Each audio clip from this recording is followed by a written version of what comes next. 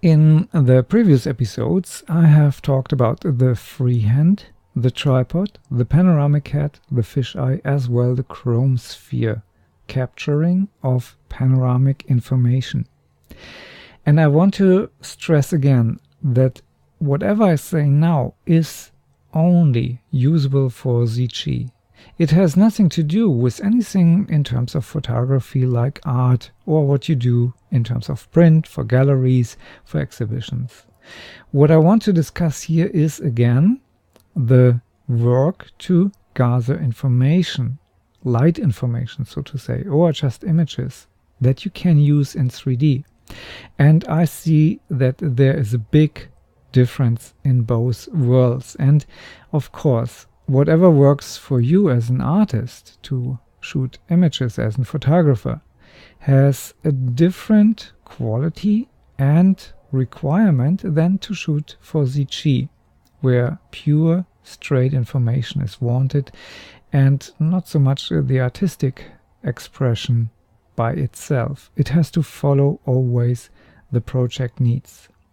Having said that, I want to go here through these lists, of course, with an eye and the only perspective for your 3D work, for your animation. Whatever you do in terms of computer graphics, that is the way I look to these methods here.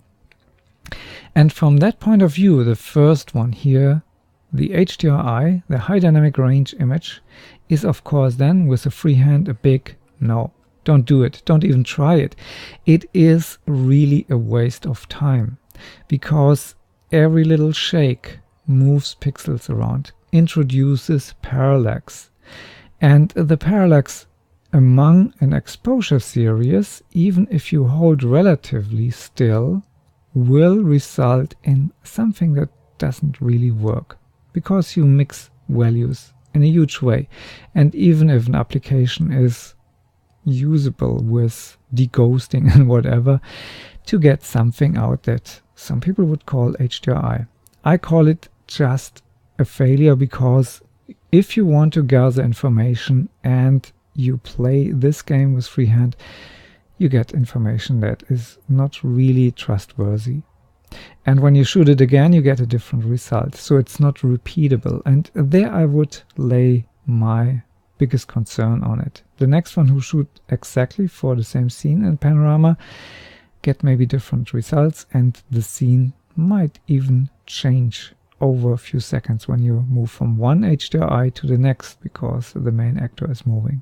So I go here with this very straight and contrasty opinion to work, and you might have a different one. Okay, so let's make a question mark here. And I want to go always horizontally, so we compare these. With a tripod, that's perfect, because in the moment you have really everything stable and nothing is moving, nothing is sliding, nothing is jittering.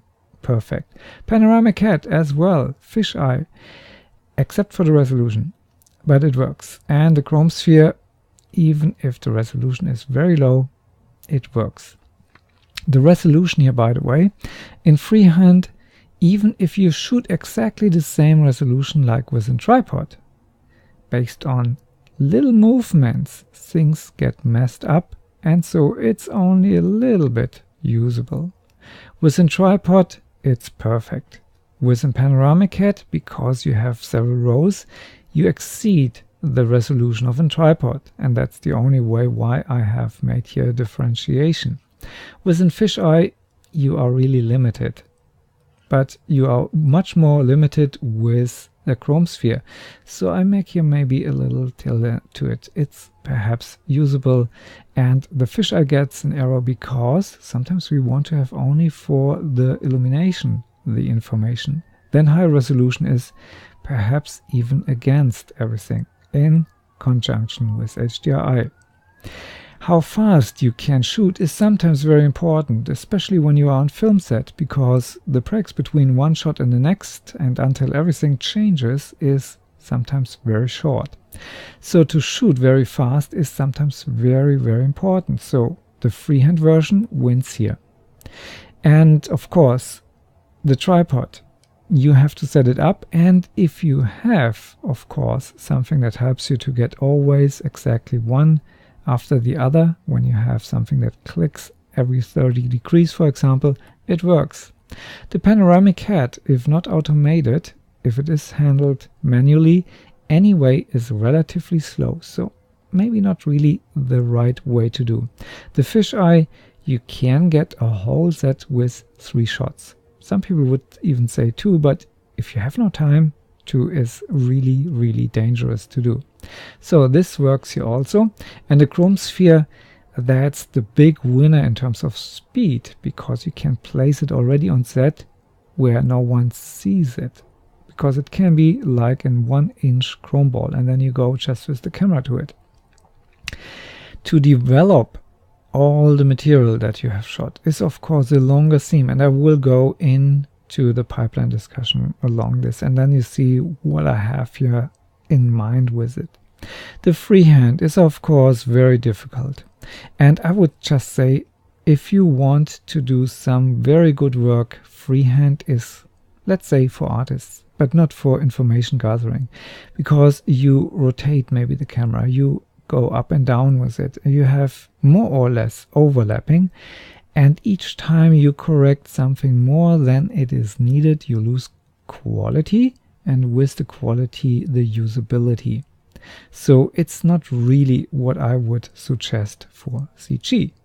The tripod is, in terms of development, relatively neutral, so it's okay. I wouldn't think I could make an error or a tilde or an cross over it. I leave it as it is. The panoramic head is maybe faster, maybe slower than anything else, depends on the way you do it. There are procedurals that you can do where every single little position, like with the tripod, has a little click function. So you move the camera from one click to the next, and it stays exactly as a specific raster position, which can then be used in Pedigui, for example, with a template. And then there is no calculation needed. When you follow exactly procedural, that can be very fast. So it can be fast, but it is most likely medium. Same here. It's exactly the same case, only with a panoramic head you have some shots more. The developing within fisheye is very fast. Chrome sphere, if you stay with one shot and not with the 90-degree shot, where I think it's getting a little bit difficult to get all of these stuff on top of each other, it's very fast, and so with one shot it's super, or with HDRI it's perfect, but anything else I have my doubts, and that's my personal opinion, of course. Find your own truth in it. The quality, of course, with freehand, okay, we can live in worst case scenarios with it, but it's not really the quality that you need. And again, as I mentioned, it's always based on how far everything is away. The greater the distance, the more luck you have with freehand. The quality with tripod or with a panoramic head is of course exceptional. Within fisheye, the quality is limited by the resolution, and so the quality by itself can be only mediocre, medium. The chrome sphere by itself, the quality, I haven't seen anything really mind-blowing, to be honest, because the resolution is very low. You have only one shot for a whole sphere, even if you do the 90-degree shot, and again, it is practically always one shot per resolution of the camera, so it's pretty low. I wouldn't really like to work with that when you have a high-level project. So this becomes a red cross, and there is exactly the problem. But for light, yeah, I would go with that, and there it becomes a little error. The traveling, that sounds maybe a little bit weird, but when you have a lot of gear, you want to have it lightweight, so you can put it on board instead of just give your luggage to someone and maybe see your luggage weeks later. So traveling is always key when you have a lot to do all over the place. Traveling freehand, there's no question, that's really a key. A tripod is sometimes really a problem. You don't get it in your case or wherever, and maybe something gets broken, you have to buy something new. Doing traveling, not really fun. The panoramic head, same story as the tripod. You have to have a tripod, you have to have the panoramic head, or a clamp at least for the panoramic head, and so depends. It's not simple and easy. Fisheye, it's perfect. It fits even in your pocket. And the chrome sphere, I have rated it medium. And now you would think, oh, it's only a little sphere, but you need a tripod to put it somewhere. And there exactly is my concern. So you need something for the camera, you need a long lens, you need a tripod for the sphere, or you place the sphere directly into something. My teapot panoramas, as I call them. So maybe not really the one for traveling. And then to reproduce. How can you get exactly the same result? Depend on the light situation, of course. Create again if you made a mistake.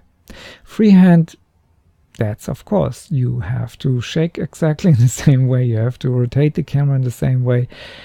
That's difficult. Tripod, it's nearly super, but you have to find always the same position, you have to set up the tripod in the same way. But for me, it's the same like with the panoramic head. That's measurable, and so you can do it. The fisheye is reproducible in the same way. It's pretty much in this group of it. I have rated the chrome sphere difficult because every movement with the camera will result in a complete different panorama. It moves a lot when you move the camera a little bit. You have to have the distance, the angle, and everything else. So I'm not really certain about this. The cost. Freehand, there's no question. The camera is for all, of course, a must-have, so this can't be included into the cost. It's only what comes on top of it. So the freehand is low to zero. Perfect. The tripod, medium, that's, I would think, okay, because that's a must-have. And panoramic head, it's high. So maybe just this, but some people would say, well, I use it maybe 5 years, that's $1 per day, that's not high. And I shoot maybe 30 panoramas per day, so it's 3 cents per panorama. That's not high. So make a question mark here. That's very personal. The fisheye. The fisheye lens is a very specialized lens, and to shoot with it just normal images is not so often the case, and it is used up very fast to have big noses or so. So I would think it's okay, but it's a special lens, and you find maybe a better one, so you replace it after a while. The chrome sphere in cost is very low, so that's a big plus, but of course we have to find the whole rating for everything else. The learning curve, how much time you have to invest to learn all of that. And with learning, I have not only in mind to understand how it works, to reproduce good results on a constant basis. Until you are there, the learning curve hasn't stopped. And that's my definition for that. And again, a personal perspective to the whole case. The learning curve is medium for freehand. I think that's fair. It's not difficult to learn, but to get really good, you need some time. Because you want to have the highest quality, and that needs really a lot of experience to get really always the camera on the nodal point and get not distracted by time pressure, by people in front of a lens, by maybe stuff that annoys you because it moves too fast in the picture and you don't get your overlap in the way you want, and so on. The learning curve for a tripod, well, I would think it's pretty low, and I think that's okay. Panoramic head needs a little bit of a learning curve, certainly not more than the freehand, because this is mechanical and this is muscle memory. I think that's fair to say, okay. The fisheye is as the tripod. There's no big difference and I don't see it. And the chrome sphere, the learning curve medium, why is that? It's normally the easiest to shoot. That's right, but to get really perfect results out of it, you have to get really savvy with it. And so medium is here maybe my rating. But again, it's the easiest way really to shoot, because you only have to shoot a chrome sphere. But the amount of mistakes that you can do there is maybe high, and to learn to get over it, I rate it medium. Not high, not super, not extreme, just medium. So bear with me, that's maybe more tendency too low, but it's okay. So what it is good for? I would think freehand is always perfect to get in proxy. It's for location scouting. It's for just getting something in a scene, and so perfect. The tripod, because we have most of the time only one row with it, it's good for backgrounds. It's not so good for illumination because we miss out the pole cap, at least the top one, and maybe a little bit more around this. So as a background, that's fair. The panoramic hat with 360 to 180, that's perfect and it's good for it. And the fisheye in the same way, but with a lower resolution. We have rated this here. And the chrome sphere, I wouldn't even go to say that it is good for reflections. As we have seen, when you have concave or convex or flat surfaces, the resolution can be very fast on its end, and then you get something very ugly. So it's for light only, and there I would rate it. So we have some knockout points here with the freehand, and I would think that's maybe a fairly good medium quality, but not really higher.